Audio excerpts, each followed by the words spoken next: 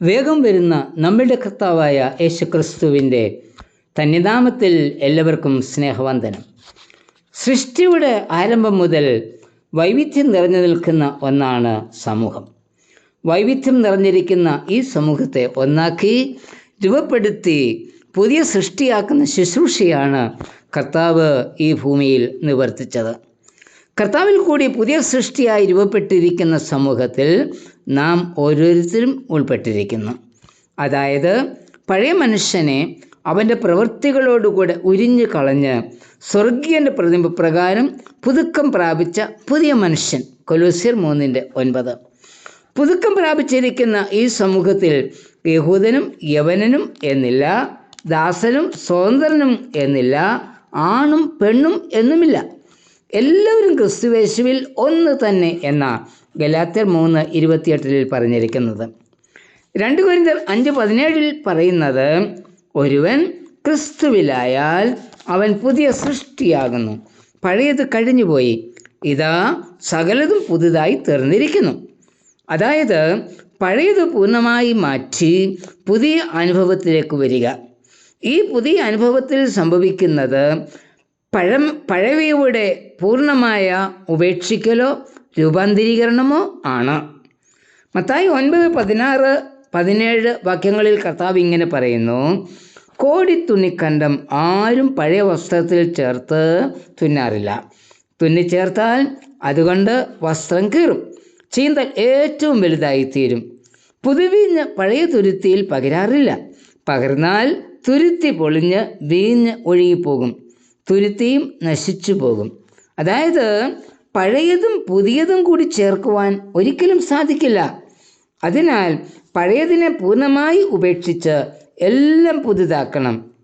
യേശുക്രിസ്തുവിൽ ആയിത്തീരുന്നവർ ഒരിക്കലും പഴയവയെ അനുവർത്തിക്കേണ്ടവരല്ല.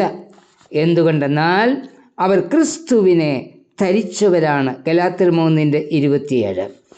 ക്രിസ്തുവിനെ ധരിക്കുക എന്നത് ആദിമസഭയിൽ ഉണ്ടായിരുന്ന ഒരു അനുഷ്ഠാനവുമായി ബന്ധപ്പെടുത്തിയാണ് പറയുന്നത്. അതായത് ആദിമസഭയിൽ സ്നാനസമയത്ത് അതുവരെ ഉപയോഗിച്ചിരുന്ന വസ്ത്രം ഉപേക്ഷിക്കുകയും സ്നാനാനന്തരം ഒരു പുതിയ വെള്ളവസ്ത്രം ധരിപ്പിക്കുകയും ചെയ്യുന്ന രീതി അനുവർത്തിച്ചിരുന്നു. സ്നാനത്തിലൂടെ സംഭവിക്കേണ്ട എല്ലാ തലത്തിലുമുള്ള മാറ്റത്തെയാണ് ഇത് സൂചിപ്പിക്കുന്നത്. ക്രിസ്തുവിൽ ആയിത്തീരുന്ന ഒരുവൻ ക്രിസ്തു ഇല്ലാതെ ജീവിച്ച കാലത്തിലെ പഴയ വസ്ത്രത്തെ ഉപേക്ഷിക്കുകയും ക്രിസ്തുവിൽ ആയിത്തീർന്നതിൻ്റെ അടയാളമായി പുതിയ വസ്ത്രം ധരിക്കുകയും ചെയ്യുന്നു. അതായത് ക്രിസ്തുവിനെ ധരിക്കുന്നു. ഇന്ന് നാം ഓരോരുത്തരും ക്രിസ്തുവിൽ സൃഷ്ടിക്കപ്പെട്ട പുതിയ സമൂഹത്തിൽ ഉണ്ടായിരിക്കണം എന്ന് കർത്താവ് ആഗ്രഹിക്കുന്നു. അതിന് നമ്മിലുള്ള സകല പഴയ പ്രവൃത്തികളെയും സകല തിന്മകളെയും ഉപേക്ഷിക്കണം. അങ്ങനെ പുതിയ സമൂഹമായി തീരുന്ന നമുക്ക് നൽകപ്പെടുന്ന ഉത്തരവാദിത്തമാണ് മറ്റുള്ളവരെയും പുതുക്കത്തിലേക്ക് കൊണ്ടുവരിക എന്നത്. അപ്പോസ്തലപ്രവൃത്തി 16-ാം അധ്യായത്തിൽ ഫിലിപ്പി കാരാഗൃഹത്തിൽ ചങ്ങലയാൽ പൂട്ടപ്പെട്ട പൗലോസും ശീലാസും അർദ്ധരാത്രിയിൽ ദൈവത്തെ പാടി സ്തുതിക്കുമ്പോൾ ഉണ്ടായ വലിയ ഭൂകമ്പത്തെക്കുറിച്ചും കാരാഗൃഹത്തിൻ്റെ അടിസ്ഥാനം കുലുങ്ങുകയും തടവുകാരുടെ ചങ്ങലകൾ അഴിഞ്ഞു വീഴുകയും ചെയ്തതിനെക്കുറിച്ചും വായിക്കുന്നുണ്ട്. ഈ സമയത്ത് ഭയപ്പെട്ട കാരാഗ്രഹ പ്രമാണി ചോദിക്കുന്ന ഒരു ചോദ്യമുണ്ട്, യജമാനന്മാരെ, രക്ഷ പ്രാപിപ്പാൻ ഞാൻ എന്ത് ചെയ്യണം? തുടർന്ന് കാരാഗ്രഹ പ്രമാണിക്ക് കർത്താവിനെ കാണിച്ചു കൊടുക്കുകയും കാരാഗ്രഹ പ്രമാണി കുടുംബമായി പുതിയ സമൂഹത്തിലേക്ക് ചേർക്കപ്പെടുകയും ചെയ്തു. കാരാഗ്രഹ പ്രമാണിയെപ്പോലെ രക്ഷയുടെ അനുഭവത്തിലേക്ക് വരുവാൻ, പുതിയ സമൂഹത്തിൽ അംഗമാകുവാൻ താല്പര്യപ്പെടുന്ന അനേകർ നമ്മുടെ ചുറ്റിലുമുണ്ട്. അവരിലേക്ക് ഇറങ്ങിച്ചെന്ന് അവരെ പുതിയ സമൂഹത്തിലേക്ക് നയിക്കുവാൻ നമുക്ക് കഴിയണം. നമ്മുടെ സാക്ഷ്യ ജീവിതത്തിന് മാത്രമേ മറ്റുള്ളവരെ രക്ഷയുടെ അനുഭവത്തിലേക്ക് നയിക്കുവാൻ കഴിയൂ. ക്രിസ്തുവിൽ ഒരു പുതിയ സമൂഹമായി ഒരുക്കിയെടുക്കുക എന്നത് നമ്മുടെ ഉത്തരവാദിത്തമാണ്. ചുങ്കക്കാരും പാപികളും എന്ന് കണ്ട് ഒരു വിഭാഗം ജനങ്ങളെ മാറ്റി നിർത്തുവാനല്ല കർത്താവ് താല്പര്യപ്പെട്ടത്. കർത്താവ് അവരോടുകൂടി ഭക്ഷണം കഴിച്ചു. ഇത് കണ്ട് വിമർശിക്കുന്ന പരീശന്മാരോട് കർത്താവ് പറഞ്ഞത്, സൗഖ്യമുള്ളവർക്കല്ല ദീനക്കാർക്കാണ് വൈദ്യനെ കൊണ്ട് ആവശ്യം. എനിക്ക് നീതിമാന്മാരെയല്ല പാപികളെയാണ് ആവശ്യം. പാപികളെ പുതിയ സമൂഹത്തിലേക്ക് ചേർക്കുവാനുള്ള കർത്താവിൻ്റെ ശ്രമമായിരുന്നു ചുങ്കക്കാരോടും പാപികളോടും കൂടിയുള്ള ഭക്ഷണമേശ.